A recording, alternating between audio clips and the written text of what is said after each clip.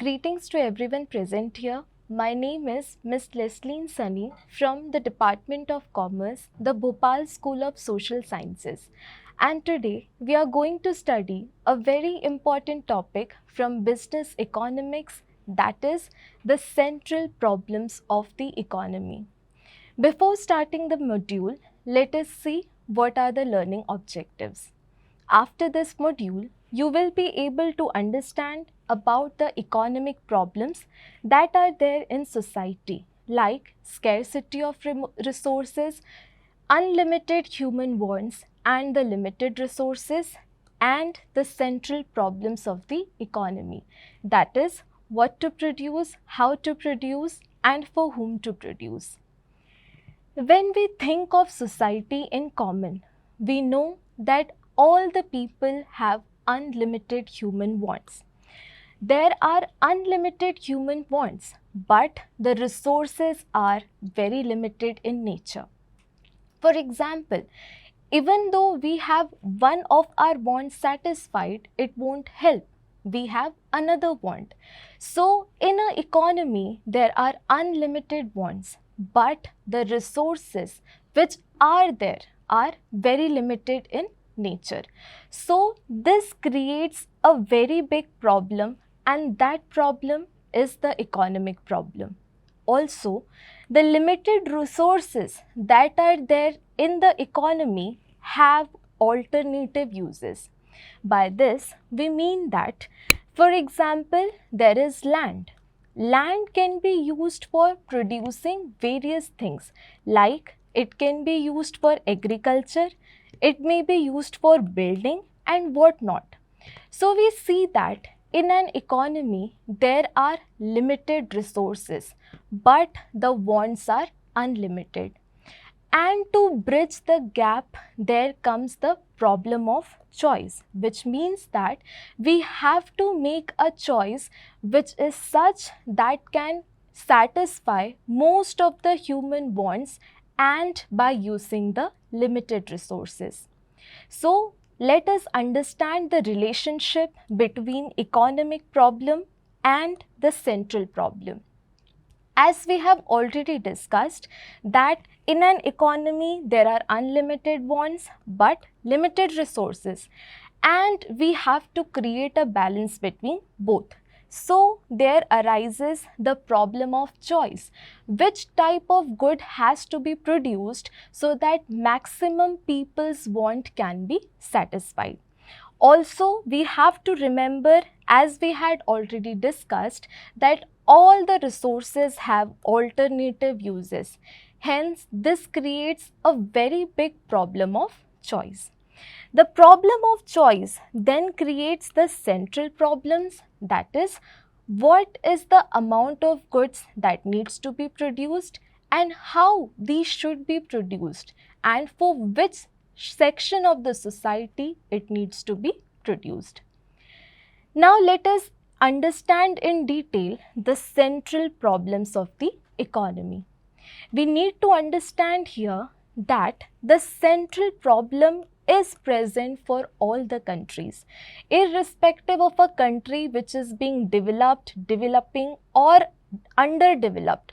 All the countries have to face these problems. So let us discuss all the three problems one by one in detail. The first concept is what to produce. From the line itself, we can understand here the main focus remains on what are the goods that need to be produced. Here two things have to be kept in mind, that is, what are the goods that have to be produced and in what quantity also. This is a very important aspect. The second part of what to produce is what type of goods are we willing to produce.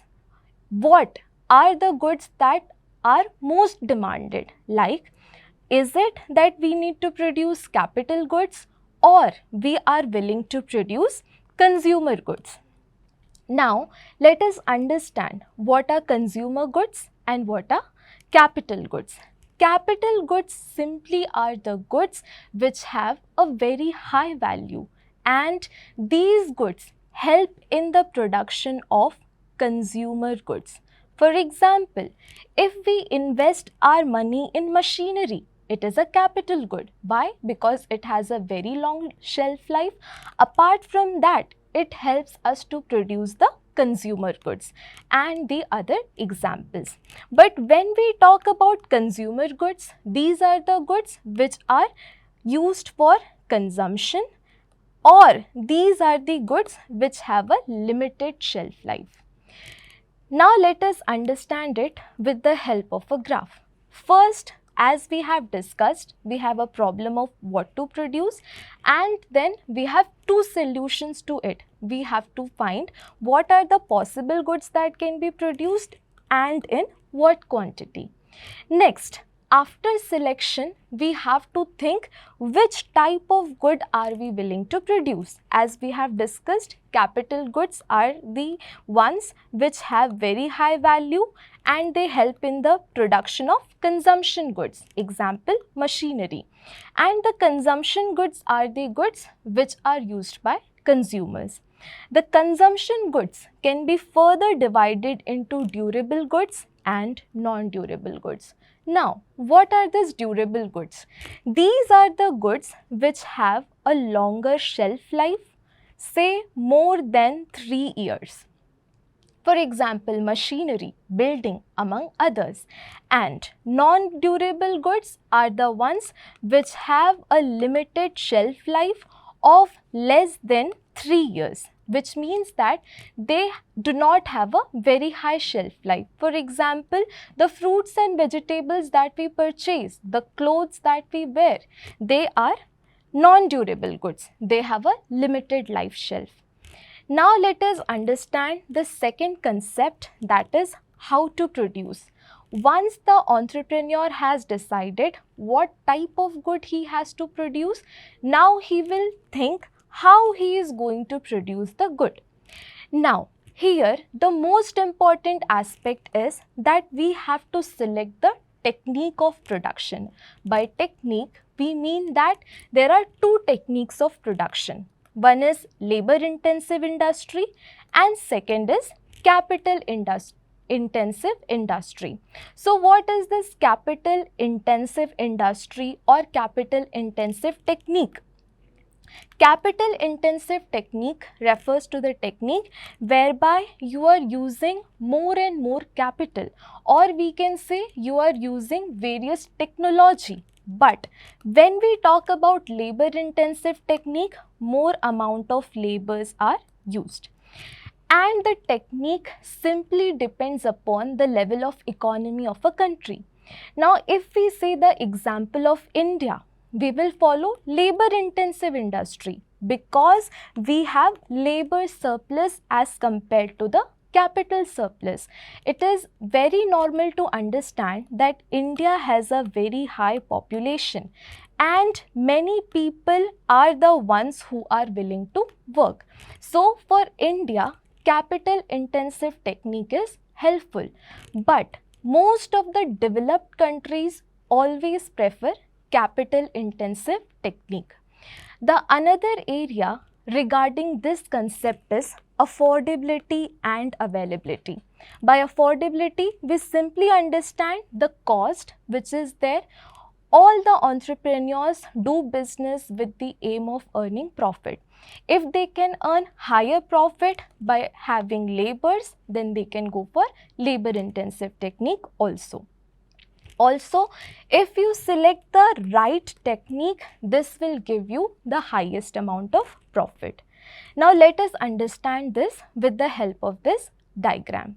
So, as we have discussed that for how to produce, there are two techniques, labor intensive and capital intensive.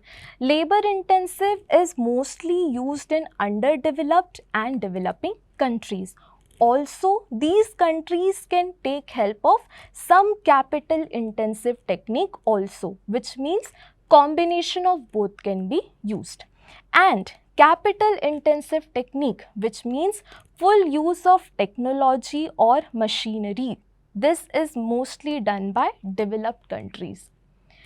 Now, the third problem which is there is for whom to produce, which means which section of the society we are targeting.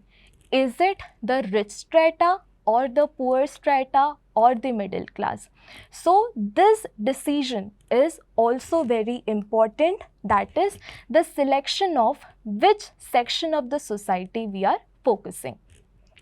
It also depends upon the level of income, what goods people will be able to produce.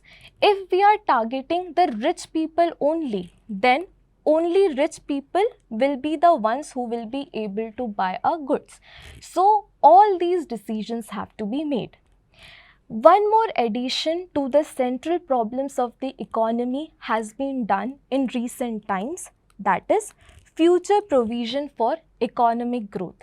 It simply means that the resources that we had already discussed are limited in nature, and so we have to save them for future so that the future generation can also use it. So some provisions are made for the economic growth for the future aspects. Thank you all for your patience listening. I hope that you understood the concept.